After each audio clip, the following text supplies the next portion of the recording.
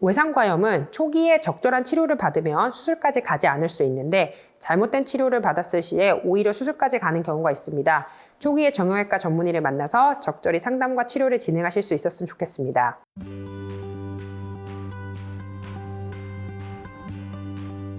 안녕하세요. 서울현병원 신한솔입니다.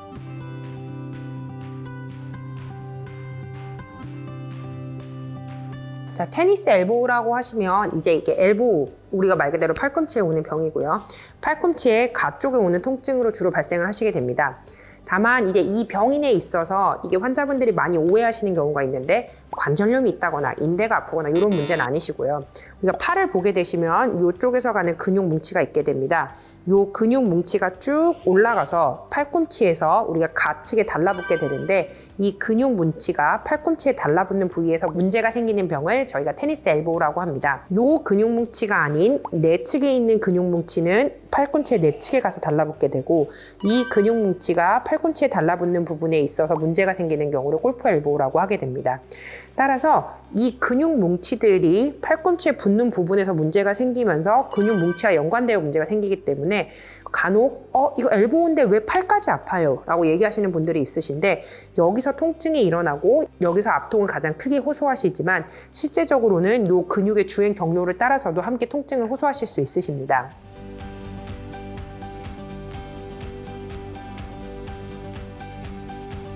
보통 일반인들이 내가 테니스 엘보우인가? 라고 판단하시기에 가장 중요한 사인은 아픈 위치입니다. 보통은 가쪽의 팔꿈치가 아프시면서 실제로 팔꿈치를 접었다 폈다 한다든지 내가 움직임에는 큰 지장이 없는데 가쪽 팔꿈치에 통증이 지속되고 말씀드렸다시피 근육과 연관이 있어서 발생하는 질환이기 때문에 가만히 있을 때보다는 팔을 쓰실 때 통증이 더 심하게 발생하는 것이 특징입니다.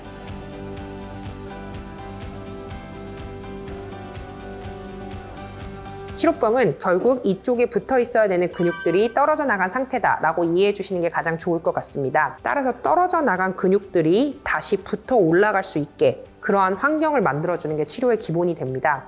우선적으로 이 근육을 계속 쓰면 근육들이 달라붙을 수 없기 때문에 근육에 쓰는 양을 줄이는 것이 첫 번째로 필요하게 되고 두 번째로 이 근육을 스트레칭하면서 올려줘야 근육이 여기 가서 달라붙을 수 있기 때문에 스트레칭 운동을 하시는 걸 추천드립니다.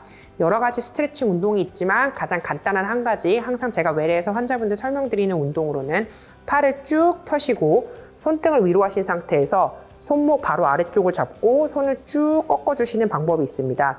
팔꿈치를 핀 상태에서 손목을 꺾어주시면 요 근육들이 쭉 당겨지시는 느낌이 드실 텐데요.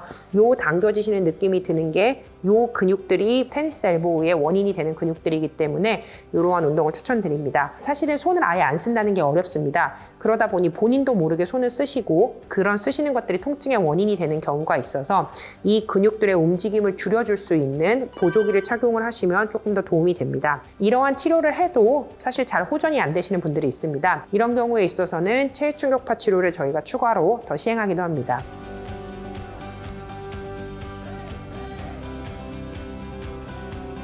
수술적 치료까지 가는 경우는 사실 초반에 관리만 잘 하시면 극히 드뭅니다. 이 병 자체가 시간이 지나면 근육들이 다시 달라붙고 뼈와 근육 사이에 소위 말했던 빈틈이 메꿔지기 때문에 일반적으로 수술까지 가는 경우는 많지 않습니다.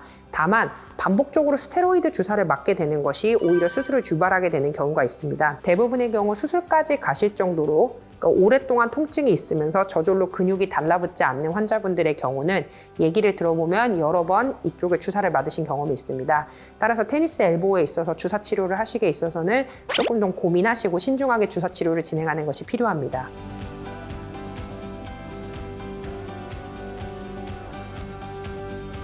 한 1, 2년 정도 아픈 시기가 있습니다. 아팠다 안 아팠다 하면서 아픈 시기가 있고 이 시기를 넘어가서 이 근육이 다시 뼈에 달라붙으면서 여기 병변 자체가 회복이 되게 되면 다시 운동을 하시면서 기능을 회복하실 수 있습니다.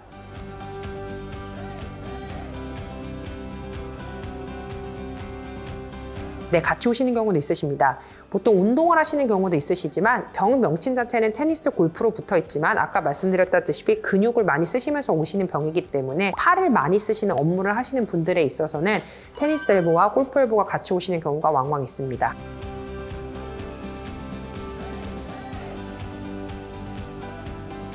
요 근육을, 그러니까 바깥쪽에 있는 외상과염, 테니스 엘보의 근육을 스트레칭해주는 운동은 요 운동이 되게 되고, 요 내상과의 근육을 스트레칭은 반대로 손바닥을 위로 한 상태에서 스트레칭을 해주시면 좋습니다. 여러 가지 운동이 있지만 제 개인적으로는 여러 운동을 이것저것 하는 것보다 한 가지 운동을 확실하게 하는 게 더 효과적이라고 생각합니다. 외상과염의 경우 손등을 위로 하고, 테니스 엘보는 이렇게 스트레칭을 해주시면 좋고, 골프 엘보의 경우 손바닥을 위로 하고 팔꿈치를 쭉 편 상태에서 손목을 꺾으면서 스트레칭을 해주시는 게 도움이 됩니다.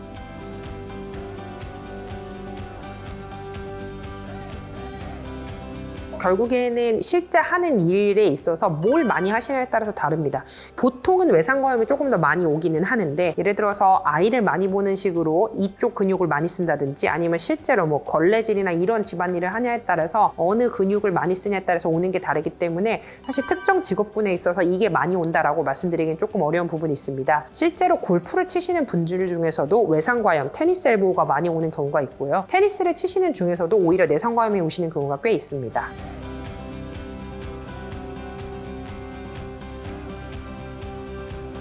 외상과염은 초기에 적절한 치료를 받으면 수술까지 가지 않을 수 있는데, 잘못된 치료를 받았을 시에 오히려 수술까지 가는 경우가 있습니다.